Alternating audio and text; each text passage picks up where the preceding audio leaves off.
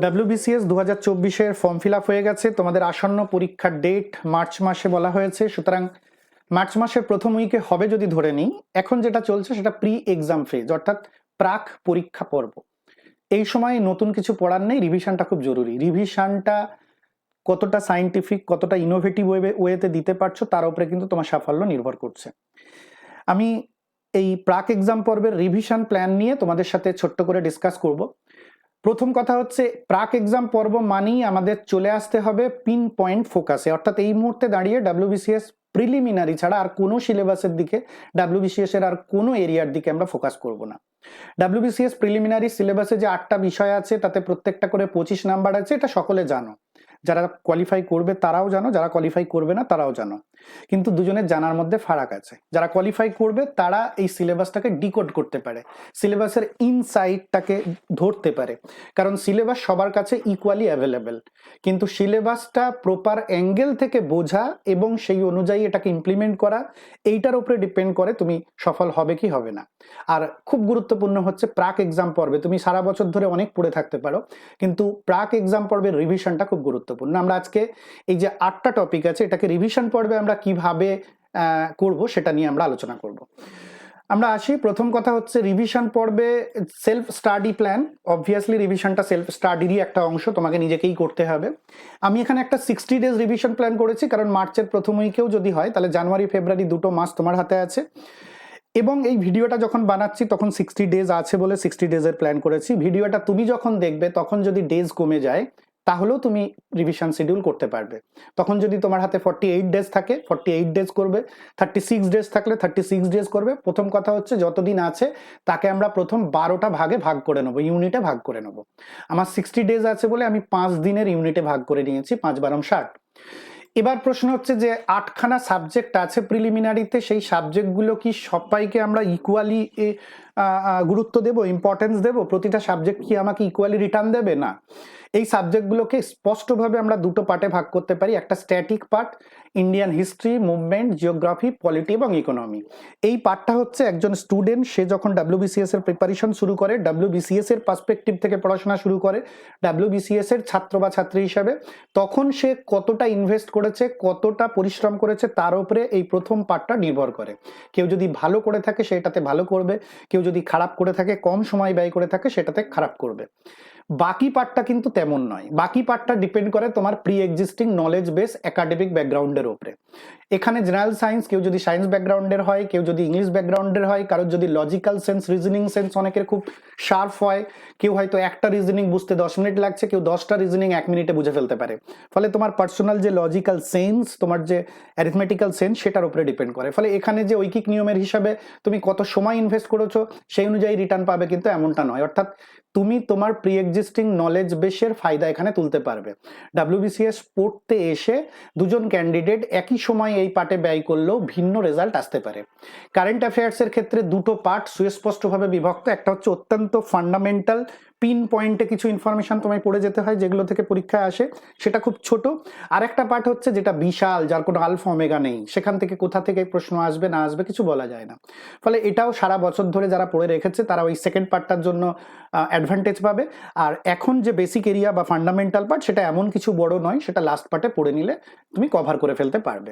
তাহলে আমরা দেখতে পেলাম যে মোটামুটি টোটাল 8টা সাবজেক্টের দুটো পার্ট। একটা স্ট্যাটিক পার্ট, আমি যত বেশি পড়বো মনে রাখতে পারবো তত বেশি আমি এক্সাম হলে গিয়ে ভালো করতে পারবো। আরেকটা পার্ট ডাইনামিক পার্ট এবং প্রি এক্সিস্টিং নলেজ বেসের উপরে ডিপেন্ড করা পার্ট।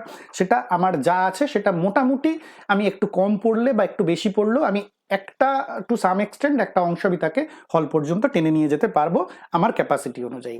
তো আমরা রিভিশন প্ল্যান করব এই সময়ে দাঁড়িয়ে। Obviously revision plan chapter wise আমরা করব না, আমরা এই প্রাক এক্সাম পর্বের রিভিশনটা সাবজেক্ট ওয়াইজ হবে, কারণ এখানে সময় কম থাকে। একটা করে সাবজেক্ট ধরতে হবে, তাকে সম্পূর্ণরূপে আমার যা প্রিপারেশন আছে সেটাকে একবার রিভিশন কমপ্লিট করে নিতে হবে। যেহেতু রিভিশন সুতরাং সময় তুলনামূলক কম লাগবে, তবুও আমরা এটাকে বলেছি যে 5 ইউনিটে ভাগ, 12টা ইউনিটে ভাগ করেছি পুরো টাইমটাকে। এক একটা সাবজেক্ট পিছু আমরা একটা করে ইউনিট দেব।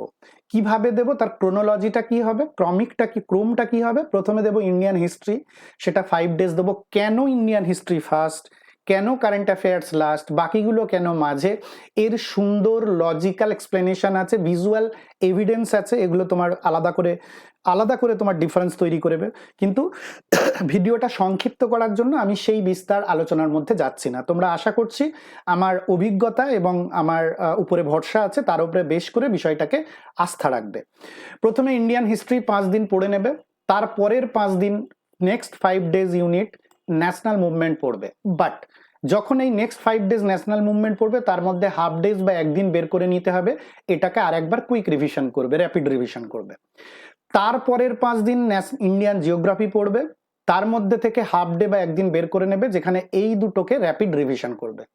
তারপরের 5 দিন পলিটি এবং ইকোনমি পড়বে, তার মধ্যে থেকে একদিন বা হাফ দিন বের করে নেবে, যেটা এই কটা সাবজেক্টকে আরেকবার র্যাপিড রিভিশন ব্রাউজ করে যাওয়ার মতো জাস্ট পাতা উল্টে উল্টে র্যাপিড রিভিশন করে নেবে, অ্যান্ড সো অন, এভাবে চলতে থাকবে। লাস্ট দিনে কারেন্ট অ্যাফেয়ার্স 4 দিন পড়বে, একদিন পুরো এন্টায়ার জিনিসটাকে একবার র্যাপিড রিভিশন করে নেবে। এইভাবে করার ফলে যেটা হবে, আমরা 40 ডেজ পরে এন্টায়ার সাবজেক্টটা পিক্টোরিয়াল ভিউয়ে আমার সামনে ক্লিয়ার হয়ে যাবে। কি ক্লিয়ার হবে? আমার প্রিপারেশনটা স্পষ্ট হয়ে যাবে আমার সামনে, অর্থাৎ আমি কোন সাবজেক্টটার আমার গাফিলতি নেই, আমার গ্যাপ নেই। হ্যাঁ, কিছু গ্যাপ আছে, মিস্টেক আছে, কিছু জিনিস আমি বারবার পড়ছি কিন্তু মনে রাখতে পারছি না, যখন তুমি র্যাপিড রিভিশন করতে যাচ্ছ সেই পর্যায়ে তোমার সেগুলো ধরা দেবে। এবার আমাদের আছে 4টে ফুল ফেজ আমি রিভিশন করব। প্রথম 5 দিনের ফুল রিভিশন করতে গিয়ে এই পর্বে যেটা আমাকে বেগ দিয়েছে, যেটা আমাকে ট্রাবল দিয়েছে, সেটাকে একটু মেজর ফোকাস দেব। সুতরাং সেই অনুযায়ী প্রথম 5 ডেজের রিভিশনটা আমরা করব। আবার ওই রিভিশন করার পরে নিজেকে মূল্যায়ন করে দেখব যে কোন পার্টটা আমাকে বেগ দিচ্ছে। পরের 5 ডেজ যখন রিভিশন করব সম্পূর্ণ সাবজেক্টগুলো, ওই পার্টটাকে আমি হাফ ডে হলেও হাফ বেলা হলেও বেশি দেব। তারপরে আবার একটা নিজেকে মূল্যায়ন করব, অ্যান্ড সো অন, এভাবে 4 টাইমস নিজেকে আমরা মূল্যায়ন করব।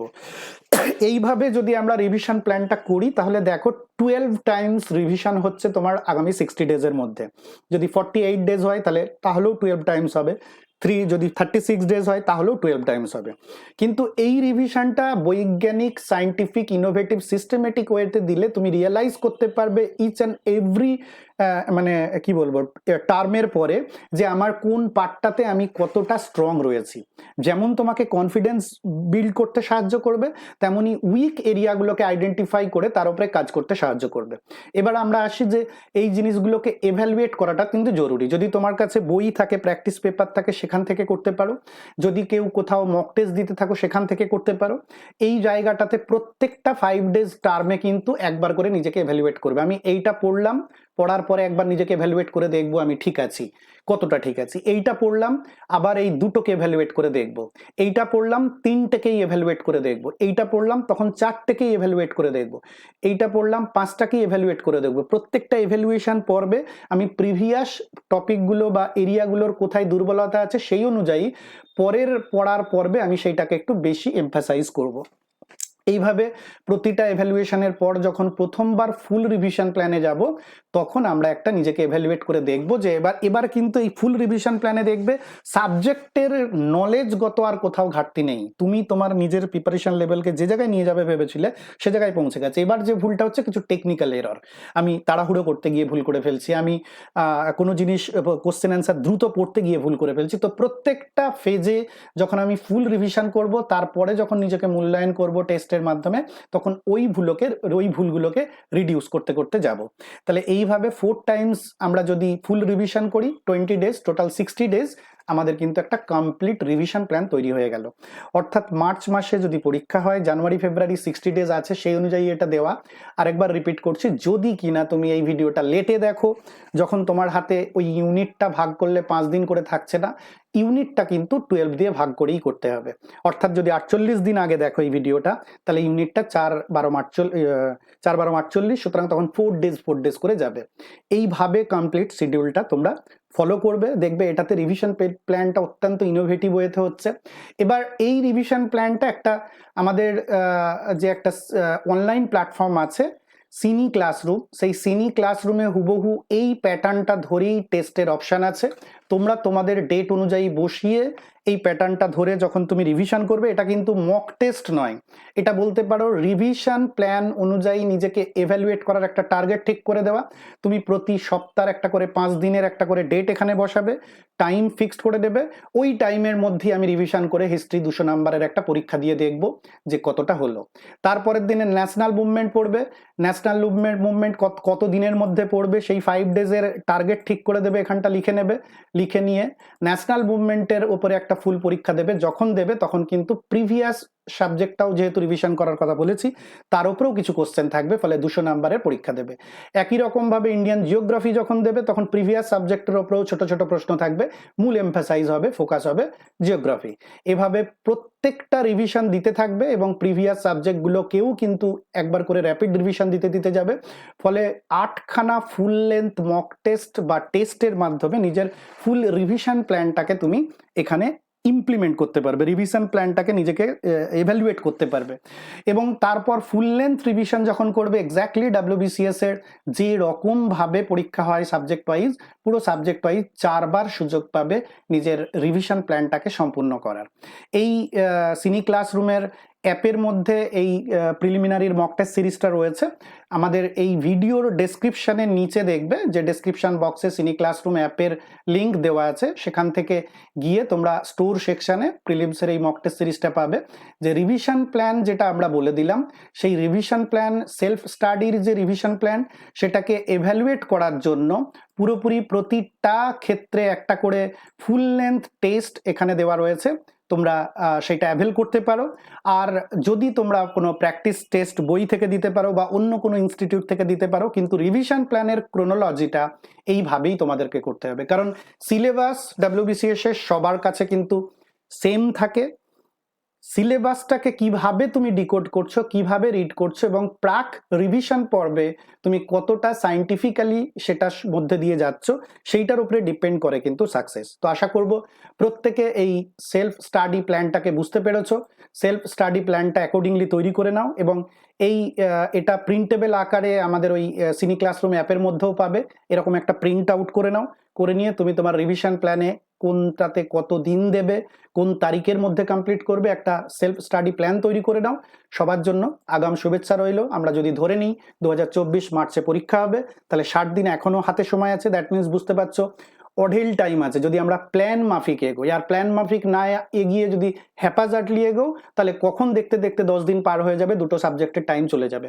তো সুতরাং যারা 2024 সিনসিয়ারলি WBCSটা দিতে চাও, অনেক দিন পর অপরচুনিটিটা এসছে, সুতরাং তাদেরকে বলবো যত তাড়াতাড়ি সম্ভব একটা সেলফ স্টাডি প্ল্যান তৈরি করে নিয়ে রিভিশনটা শুরু করে দাও। সবার জন্য আগাম শুভেচ্ছা রইল।